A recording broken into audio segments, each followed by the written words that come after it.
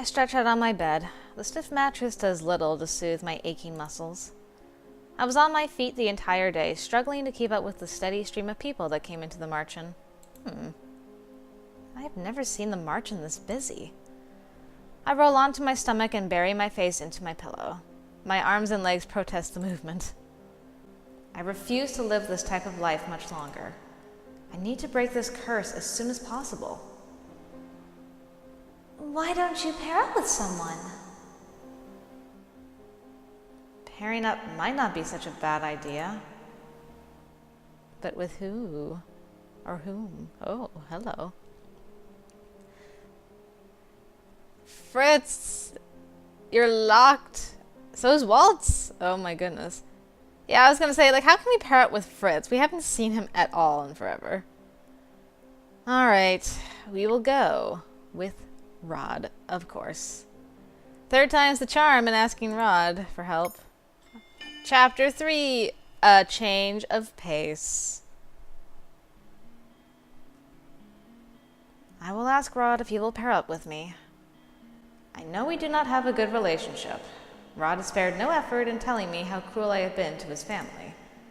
But I feel that rectifying whatever mistakes I made with them might be an easy way to get 3 good deeds. Oh, this is going to be very interesting. But Lucette, didn't he tell you that he didn't want to break his curse? Yes, but that may not be the whole truth. He is still reluctant to break his curse despite all the advice I have offered him. Perhaps you will be able to encourage him where I could not. I do not care if he does not want to break his curse. I only need him to help me remedy the supposedly bad things I have done to his family. I believe that will be the easiest way to break my curse. But the problem is that I rarely see him here. He is usually at the palace. In order for this arrangement to work, I will need to be in the palace. I, for one, think it's a terrible idea. What if... Dolores' voice trails off. She averts her gaze to the floor, her expression a mixture of anxiety and solemn consideration. What if what? Is there something I should know? Both the witch and the fairy just stare at me silently. After a few moments, Parfait speaks.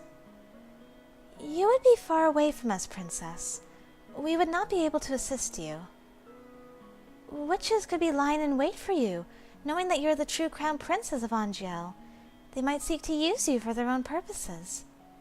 Maybe you should tell her the truth about her heritage, and then you don't gotta worry about nonsense, eh, Parfait? What sorts of purposes?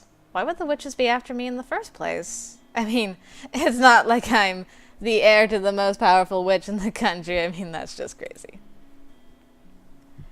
Many of them have been corrupted by the Tenebrarum. Darkness has invaded their hearts, making them bitter. Many of them simply want to see the fairytale curses continue on undisturbed. This is all just speculation, but it's better to be safe rather than sorry. What would you have me do? Delora?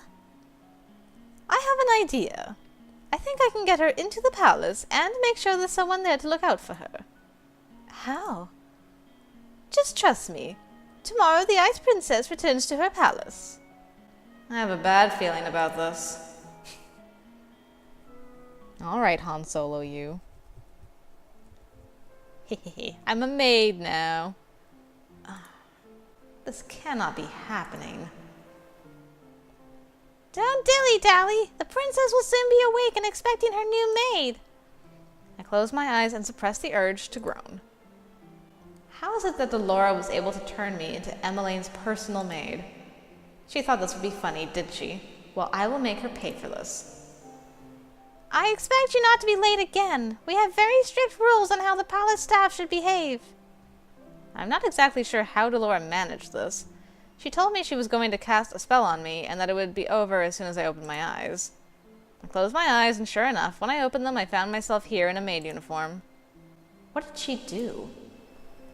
The maid continues to babble at me. How annoying. I pretend to listen to her as she leads me through the palace hallways. Emmeline and Rod's chambers are located here. Oh!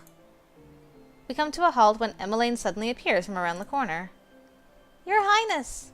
The maid ducks into a neat curtsy. Emmeline's eyes meet mine. I tense as I wait for any signs of recognition from her, but she only gives me a curious look as if wondering who I am. She clearly does not recognize me, so she's not cursed. The maid suddenly reaches back and pulls at my shoulder, forcing me into a bow. Duh. You are in front of the Crown Princess of Angielle. Show some respect, girl. My apologies, Your Highness. She is new and clearly needs to be taught some manners. Excuse me? Oh, please, there's no need for that. What is she trying to achieve by pretending to be kind to a palace maid? Who is she trying to fool? Your Highness, this is your new personal maid. Emmeline glances at the maid, looking confused. Why do I need a personal maid? It is by the king's orders, Princess. Emmeline turns to look at me again. What is your name? She is talking to you, girl. I scowl at the maid before facing Emmeline. I cannot believe I have fallen so low that I am now being ordered around by a maid. Lucette.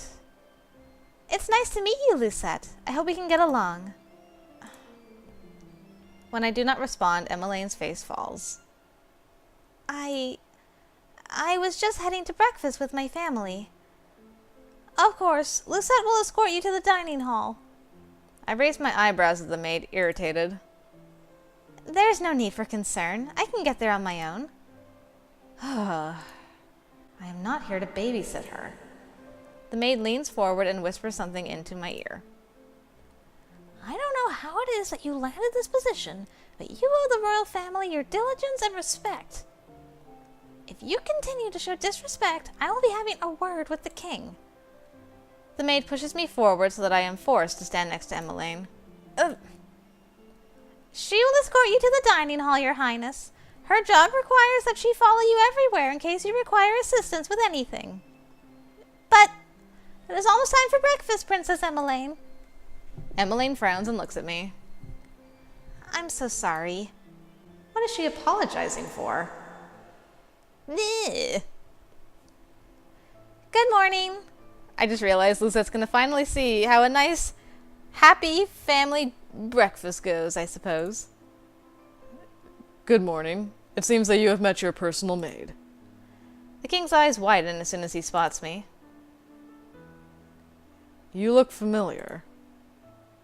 No, he just remembers you from coming to the front gates screaming like a crazy person that you were his daughter. Does he recognize me? I feel a little tremble in my heart as I consider that hope. Are you not the girl who came to the gates before?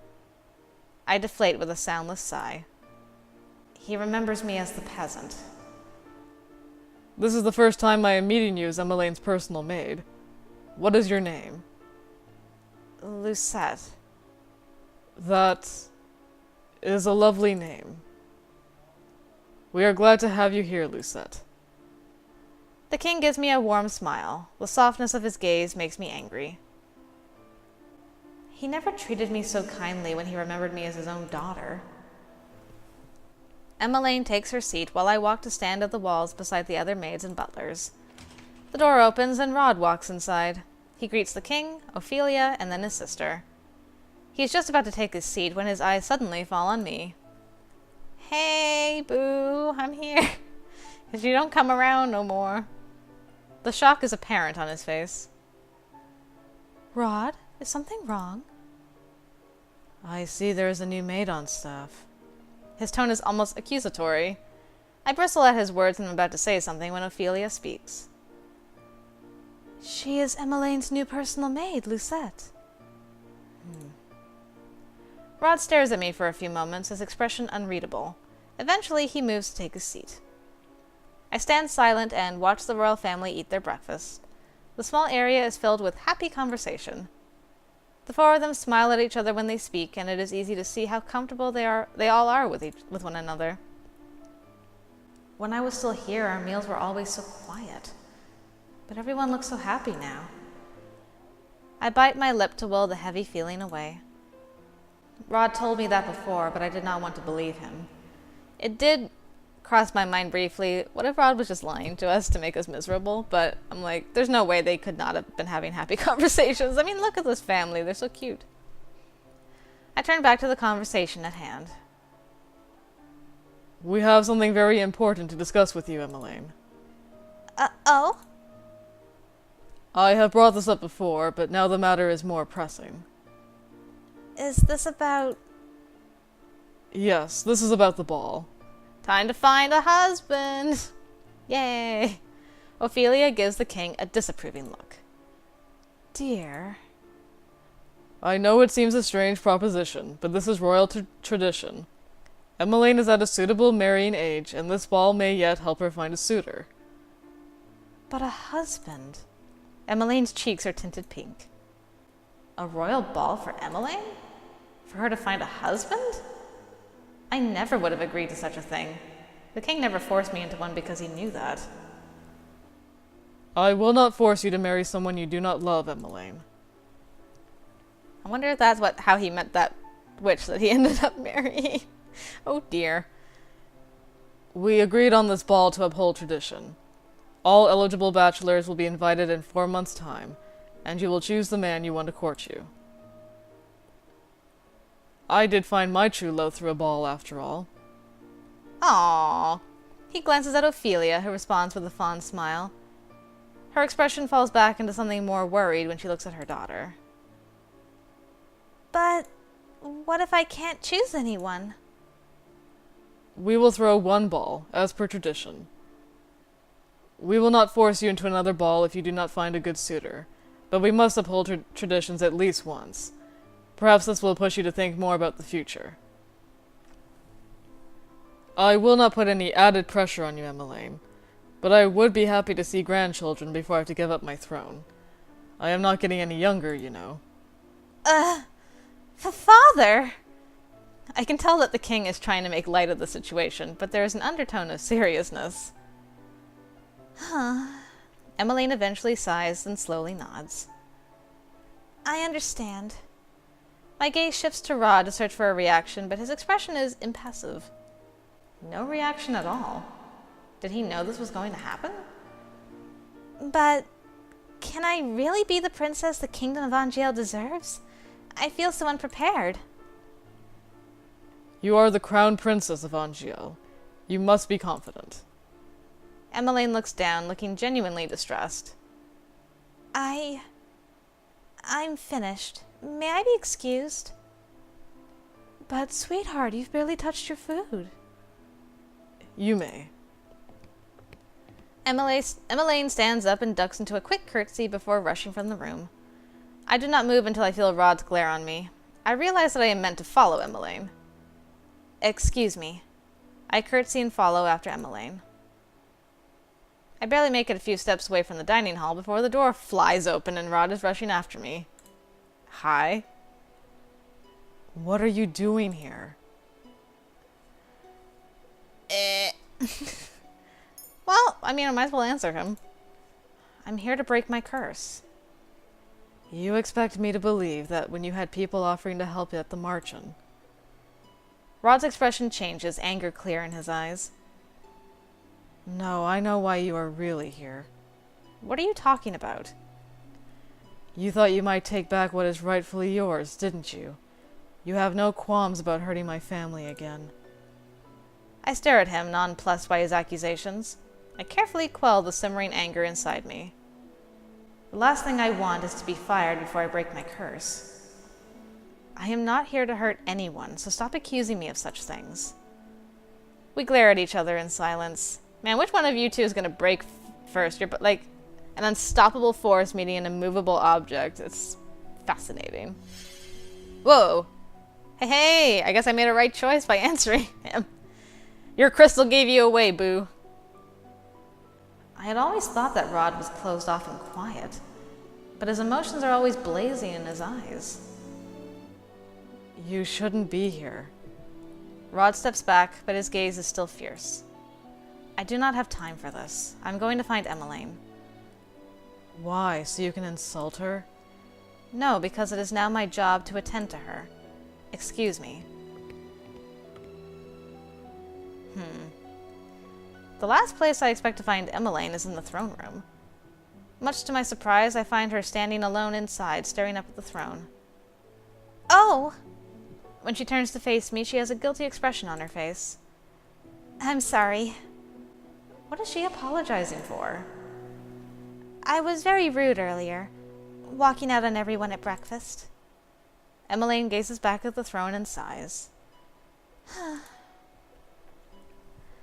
I'm sure any other girl would be happy to have a ball. I mean, it's like something out of a fairy tale. But She sighs once again and looks down at her clasped hands. It all sounds so perfect in the fairy tales. 3 days is all it takes before everyone's found their true love. But I don't think that's how it works out in real life, do you? I have nothing to say in response when Emmeline turns her beseeching gaze to me. I don't know how I'm supposed to marry someone I barely even know. Is this really what it means to be the crown princess? Isn't this precisely what you wanted? Excuse me? When your mother married the king, you became a princess. You went from rags to riches overnight. I cannot keep the bitterness from my voice when I speak. Your life is playing out like Cinderella's, is it not? All you are missing are the glass slippers, and even then I am sure the king could arrange for a pair. I cannot understand why you are so unhappy. Neither can I. Emmeline turns away from me to face the throne once more, and in the sun that streams through the windows, I see something shining on her cheeks. Is she crying? I am so ungrateful. Lucette, what would you do? What? If you were in my place, if you became crown princess overnight, would you go through with the ball? For the sake of Angielle's tradition? For the sake of your role? I would never do anything so worthless. The king never brought up the subject with me. He most likely knew I would have refused. Emmeline suddenly pats her cheeks and turns to me, a wry smile on her face. I could do with some fresh air. Shall we go to my friend's shop in town? We have only just exited the throne room when Emmeline stops short and I almost bump into her back. Oh! Oh, it's Mithras. I was wondering if he was going to show up again. Your Highness, what a pleasant... Sir Mithras abruptly stops to stare at me. Are you cursed too? Don't recognize me. Why is Sir Mithras looking at me so intently? Is something the matter, Sir Mithras? No, nothing at all, Your Highness. I am just... amused. Amused? He totally knows. Oh, you haven't met my new maid. This is Lucette. Lucette? There is something in Sir Mithras's gaze that I do not trust. The silence is stifling, so I curtsy at him. Sir? Charming. Sir Mithras turns his attention back to Emmeline. Where are you off to on this pleasant day? Oh, just off to visit a friend. Make sure you bring your guards with you, Princess. Of course. Is Fritz her personal knight now, I wonder? I wonder what's taking him so long. Emmeline decided to invite Rod to join us on her visit. One of the Let's try that again. One of the guards offered to get Rod for her, but he still has yet to return. Stop ignoring me, you butt! Another stands with us by the gates, ready to escort us into town. Why does the king even keep these incompetent fools if they cannot find a single person? Maybe we should go look for Rod. But then what if he gets here as soon as we go searching for him? I will go look for him. You can stay here. But you don't need to run errands for me. She has yet to ask me to do anything. What does she think a maid even does? I look at her solemnly, not answering her. Finally, she relents. Thank you, Lucette. I incline my head just slightly before walking off. I feel like a babysitter. Cannot believe I have to search for Rod. This is only slightly better than being dragged around by that broom. I turn around the corner and nearly bump into someone. I take a few steps back just in time. Fritz, you remember me! I figured you were probably cursed as well, since you're one of the romanceable options. Long time no see, bud. Princess? I look up in shock. Fritz's surprise mirrors my own. Where have you been? I've been looking for you everywhere. He pauses to stare at my clothing. Why are you wearing a maid's uniform? Where have you been, Fritz? It's been, like, more than a month. Fritz, you remember who I am? I would never forget you, Princess Lucette. But it does seem like I am the only one who remembers you. What is going on, Princess? The only people who remember me are the witches, fairies, and... Fritz, are you? I stop when I hear the sound of approaching footsteps. Fritz turns at the sound and then stoops low into a formal bow when he sees Rod. Very nice bow, Fritz. Your Highness. Rod's impassive face twists with annoyance when he sees me. Rod does not even acknowledge Fritz as he walks past him to stop in front of me. Shouldn't you be attending to my sister? I don't understand. Prince Rod, do you know why the princess is dressed like this? Rod is clearly just as surprised as I am that Fritz remembers me. You recognize her? You remember the princess too? But if you knew, why didn't you say anything when she first went missing? And can someone explain to me why she's attending to Princess Emmeline? This is... Fritz.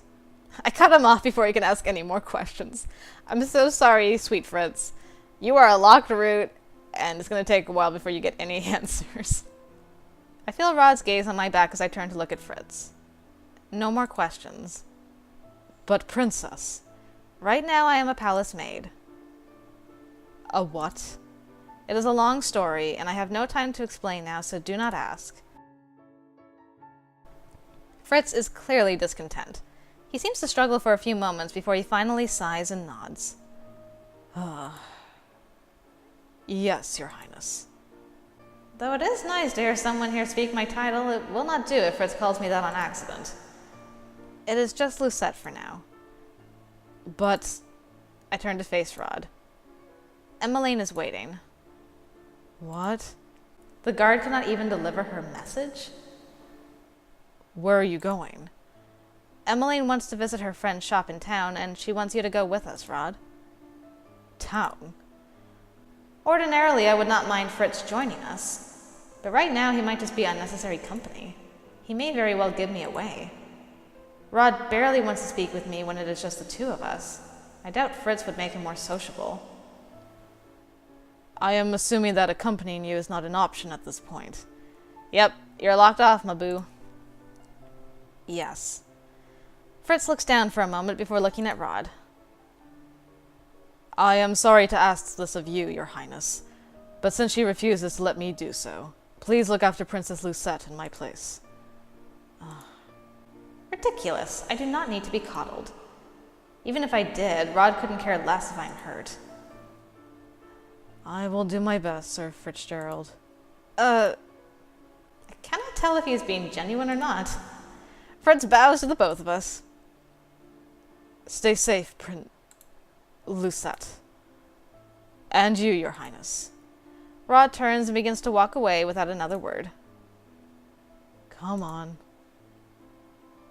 Rod is silent as we make our way back to the palace gates. I'm still thinking about what he said to Fritz earlier. Why would Rod agree to Fritz's request? Because he just wanted him to leave? I stare at Rod's back as he walks in front of me. Sometimes I cannot figure out what he is thinking. Rod! Lucette! Emmeline beams when she catches sight of us. Are you ready? Rod crosses his arms. He does not look very happy with his sister. Even though Rod is younger, I cannot help but think that he often sounds like the older of the two. Yeah. I am busy, Emmeline.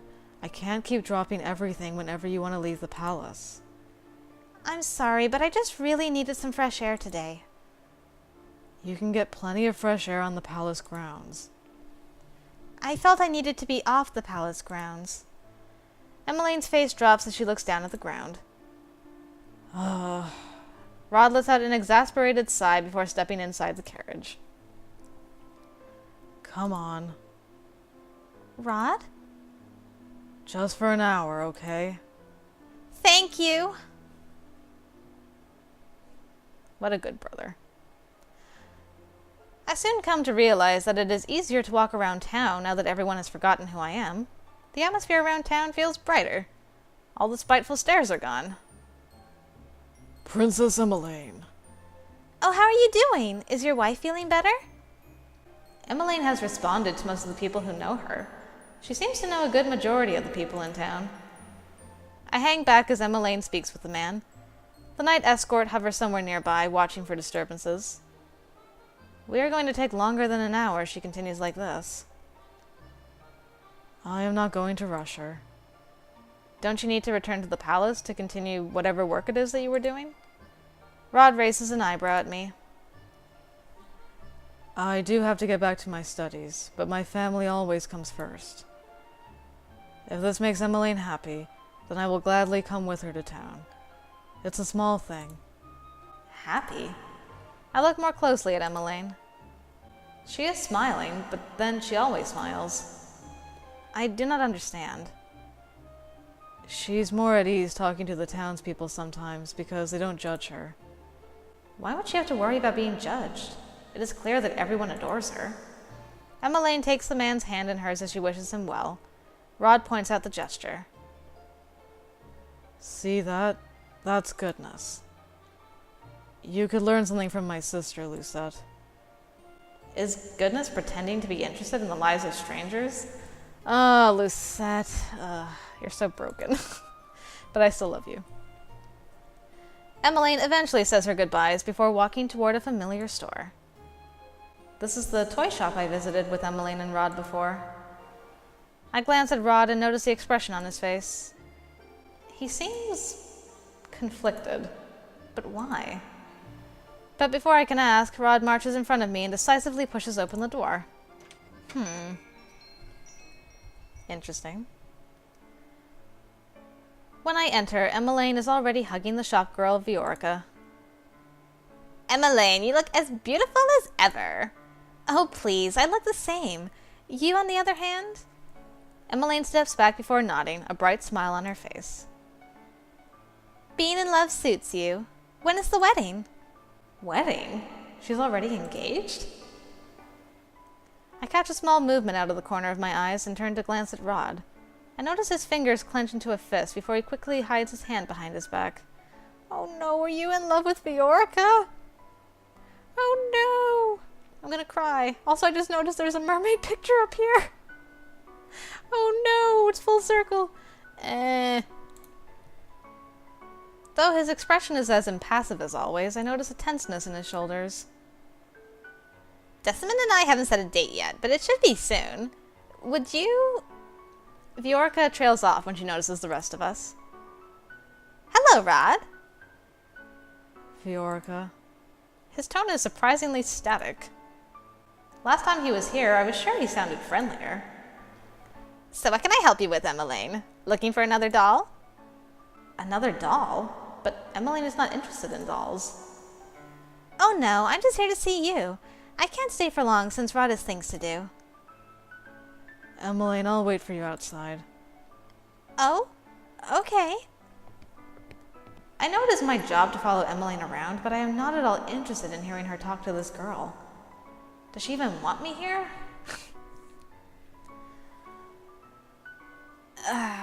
We're on... Let's go pick Rod's brain. If we don't get a crystal, I guess we'll know we did a bad choice. My time might be better spent trying to improve Rod's opinion of me. If I could get him to tell me precisely what I have done wrong, I can make up for it. I hope that would give me a good deed. I curtsy to the two girls.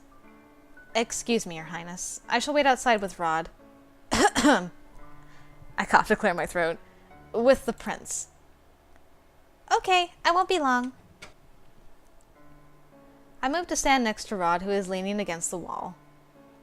Oh, hey. That bunny is amazing. Look at how it just hangs on. My goodness. Why do you keep on following me?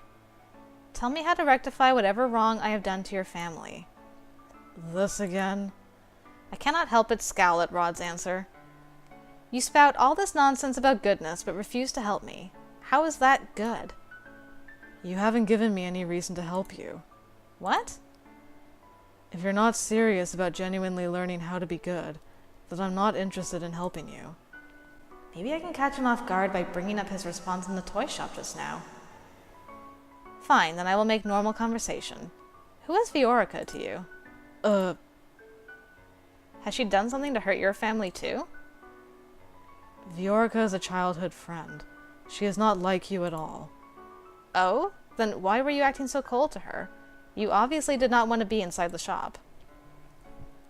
Rod looks away from me and absently kicks a pebble on the ground. Ooh, right choice. That is none of your business. I'm disappointed with Rod's reaction. Rod turns away from me as Emmeline exits the shop. Ready to go? Emmeline nods with a small smile. The two of us begin to make our way to the palace again.